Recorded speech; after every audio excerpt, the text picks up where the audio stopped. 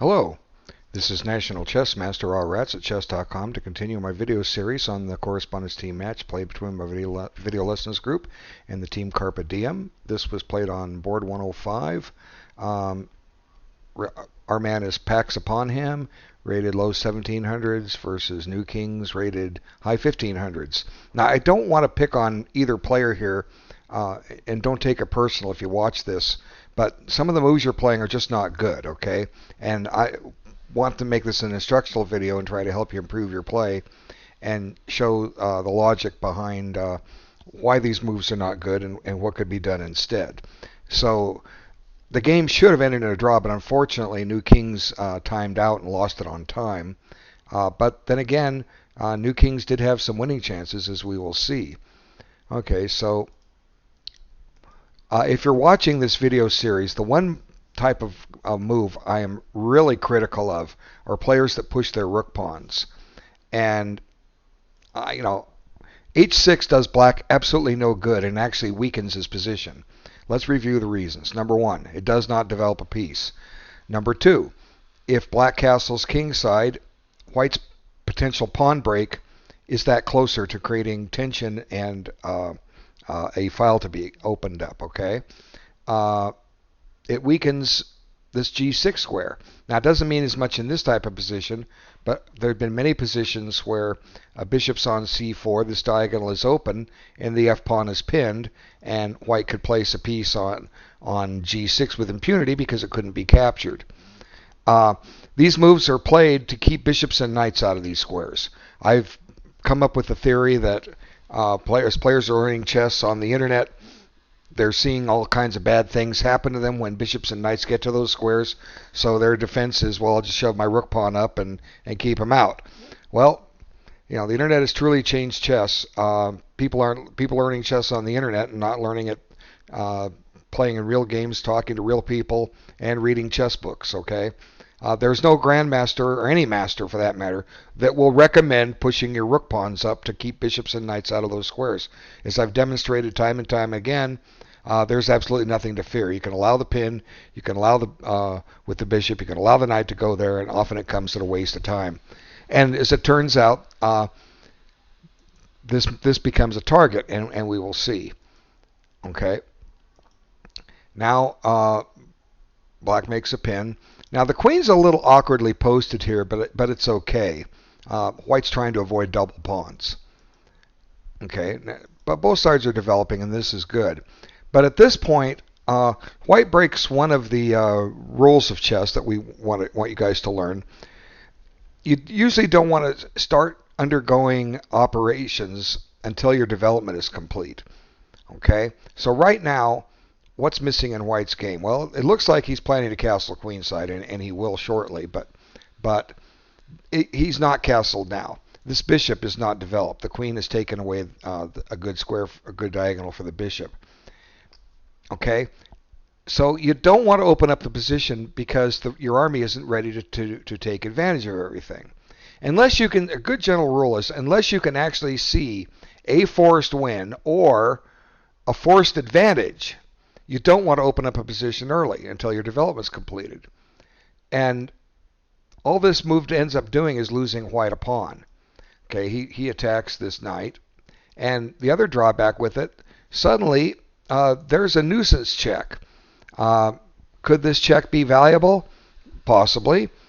It's possible that this will induce this bishop to be pinned, and that at the right time, maybe at the right time, black could pile up on that, stopping white from castling. If there's enough attackers on it, this bishop would have to capture the knight, removing a defender. But you could kind of envision a situation like this. These are themes you want to look for when the e-files open up. Pin that bishop. Keep your opponent from castling. So this in itself is not a good idea.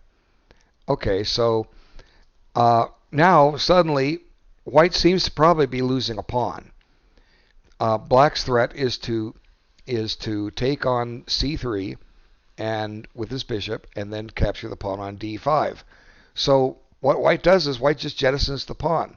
So 3 days per move. I'm convinced most people aren't analyzing their correspondence games. Some of you are. It's obvious when I see the games.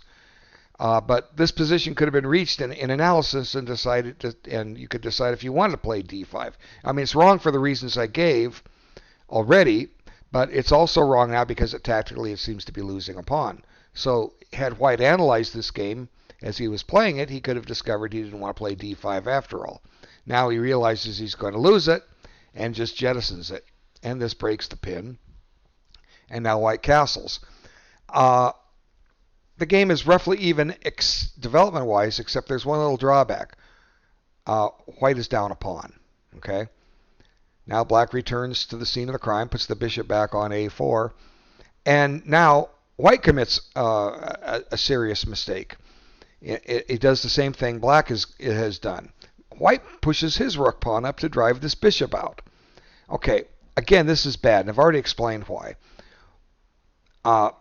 What White needs to be doing when it's safe is get this pawn up to g5, okay? If you can go to g5 and attack the knight, it's forcing a file to be opened. And again, if this pawn was back on h7, the pawn going to g5 does not open a single file. And White's still got to go another move if he wants to try to finally assault the black pawns, meaning he needs some support, and that pawn is going to have to get up another square. So it pushing your rook pawn up brings White's attack 2 moves closer. Okay, 2 moves closer. You know, would you like your life to be shortened by 2 years? No. Well, then don't push your rook pawns. Okay. So we've got a situation with opposite side castling, and at this stage, this is what White's plan is. Black's plan is supposed to be the same thing. And what White has just done is White has played a3 and said, okay, Black, your b5 break or b4 break is now that much closer. So this is strategically serious errors on both parts. Okay, now we can forgive White for h3, not because he's trying to keep something out of here, but he's trying to get g4 in. At least White knows what to do here. And it seems that maybe Black knows what to do. You know, he's pushing his rook pawn up, but it might have been better maybe to stake a share of the center, play d5, d6, try to think about getting this bishop activated. But this is okay if Black is planning to start his queenside attack. Unfortunately, I don't think he does. And here comes White's attack. And there it is. And now something has to be opened up on the king side. A file has to be opened up. And this is all courtesy of Black's move h6, which did absolutely nothing to help his game. And I think it's painfully obvious now. Okay, so Black tickles the White queen. And now, kind of puzzling move, but it had some points to it. And I don't think Black saw what was coming, but it leads to some interesting play. I'm going to give them both credit for some ingenuity here. The move is a surprise. It's not a move I would be playing at all. I wouldn't be looking at a move like this. I would be looking at a move along the lines of what I was explaining. b5, rook b8, maybe c5 too. Get some space going. Get that counterattack going. But at the same time, you have to watch this knight. But I guess you'd have to watch out for that. But I'd be thinking along that line. He took here. Now his point is if White takes the knight, the bishop can come back and take. So White retakes, and now d5 is cleared, so this knight can run to d5, a nice central location. But I don't think Black saw what was coming, and I don't think it's entirely sound, but White comes up with a clever sacrifice. And again, this sacrifice is made possible. Why? Because Black weakened his king side with h6. As I said earlier, the h6 is going to prove to allow something, and this is what it allowed.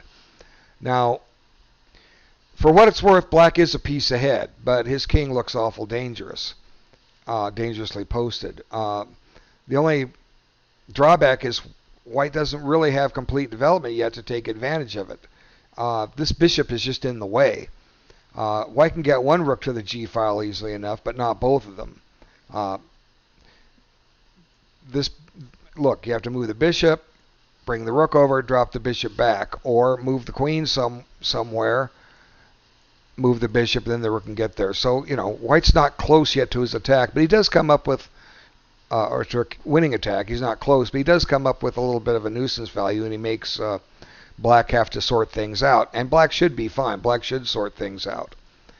And next comes here comes the critical mistake, I think, where black could have played for a win. Okay, so let's see. Both sides have 5 pawns. White gave up his piece, sacrificed a piece for a pawn, but he only just got his pawn back. I think black should win this with careful play. The winning move is just play f6. This does 2 things. Even though it weakens g6, white does, as I explained, white doesn't have enough attackers. It does tempo the white queen. Let's keep the pin alive. Where do we want to put it? Let's put her on g3. And let's forget about the fact that maybe black could tempo him later with knight f5. But now the point is this king is going to run to f7. The pin is broken, and even though white has a passed pawn, it's probably not going to go anywhere. Let's take a look. Okay, now let's bring this back. Now you get a check. But again, you know, white doesn't have a whole lot of attackers here. His king is running h6. You know, here we go. I'm off to the races, boys.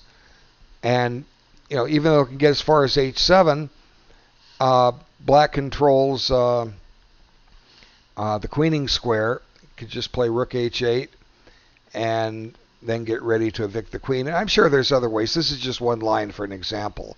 White could probably improve on his play, make a few tricks, but with adequate thinking, black would defend this position, I believe. Okay, let's go back to what happened. He didn't play h4. Instead, he plays a move which is actually going to make him lose the tempo. He plays a move which gives up the piece. And I don't know why black was so willing to give up the piece that he's won. And as I said, he's going to lose the tempo. Now white gets the pin. And now black makes a pin of his own. There's his missing tempo. So maybe rook h8 would have been an idea right away. Because when white does pin, you know, you can't take it, but then white can't take either. So now maybe you can use your king and run your king. So here's another potential defense for black. But would require further analysis, and that's kind of beyond the scope of what I'm trying to accomplish here. You can always analyze the position out, and correspondence chess is a great way to teach you attacking and planning skills. It'll just develop your exercise your chess mind no end. It's not a replacement for over-the-board chess where you just sit there, see a move, oh, I'll play there, submit. And hey, look at me, I got 500 games going. I'm learning a lot about chess. No, you're not learning hardly a thing at all. Okay, so that's not the move. Rook g8. Now, let's see, h5, rook h8. Now, bishop c4. So black's going to give back his piece. And here it comes. But one thing is for certain, black is now a pawn ahead, just as he was before. And white is getting his pieces out. The black king does look a little airy. But what's missing from black's game? Where's this attack I talked about? You know, he put his knight on b6, blocking his own b pawn. Yeah, he has a tempo on that bishop, but the pieces are coming off the board. Now let's see. What's missing? Oh yeah, he took the queen. Okay, so you got to take the rook. And now the bishop comes back. Now I think black can play this for a win, being a pawn up. But he doesn't go about it very well. The first step is improve the position of that knight on h8 or take control of the open e file. And he does take control of the open e file, but white finds a way to take that away from black, surprisingly. He swings his rook over, threatens discoveries. Black runs the king. And here comes a check, and now the e file is blocked. So maybe knight g6 immediately would have been better, but we'll go with what we have. Black is still a pawn ahead. White has a little pressure, but it's still time to get that knight out. But he can't yet because f7 is loose, so he covers f7. And now here I think black goes about it wrong. He moves his king away from protecting f7. This is the time to bring the knight into play. And go threaten the pawn. So what if it advances? It just helps to centralize that knight, which is what you're trying to do. So he comes up here, and now white puts the pressure on there. f7, and here black just abandons f7, which was a mistake. And also, he gives up his advantage he has on the queen side. 4 pawns against 3, and a knight versus a bishop is a tremendous advantage for black, because the knight will work better when pawns are on one side of the board, because it can visit every square, as where the white bishop could only cover half of them. So black should have kept the structure as it is, and he ends up jettisoning his knight and doubling his own pawns, and the game is going to reach a theoretical draw here real quick. But both sides managed to play it a little imperfectly, as we will see. Okay, now this is good. You want the rook. You always want your rook behind pawns, be it your pawns or your opponent's pawns. And you don't want your rook in front of pawns. So black has his way here. But material is even, and the double pawn could prove to be useless, but it still should be enough for black to draw. Okay. And the pawn is not going anywhere. And now here, white's starting to, just not do things right here. He's weakening his pawn structure. Why do you want to weaken a3? Okay. Again, why is that pawn weak? Because white put it there. Well, b4 just weakens a3. A much better move, if you want the draw, is just play rook a7. And after rook takes f5, you can pick up the pawn on a6, and should end in peace real quick. This just starts running risks, and black starts finding ways to take advantage of it. See, now all of a sudden this pawn gets wedged in, and the white king is getting misplaced, and now black's got a menacing looking pawn structure over there. It's now time for white to jettison that pawn and go after this one, but he doesn't. He tries a4, but this should be okay, should be enough. And after this point, black lost the game on time, but it should still be a draw. Although it's a little shaky looking for white. See, this pawn is not dangerous. If the king attacks the rook, just check, and then black has a choice. Take the pawn, take this pawn. This one's a little riskier. Let's see, let's put the king here. But king take should easily lead to a drawn game. Simply pawn takes, rook up, and the black king is close enough to get back, even if white comes up and wins these pawns. This is a little riskier because this pawn is going to try to run. You need to come back here. See, here it goes. But again, this it could get a little sticky for. Well, no, you're going to have to guard the pawn first. Let's see. Then maybe black can try to play for a win. All kinds of crazy things can happen. Anyway, it wasn't a perfect game, and we're not asking you to play perfect chess. Happy to analyze games and try to show you how to play better. It'd be so wonderful if everybody's strength just went up to 2200, okay?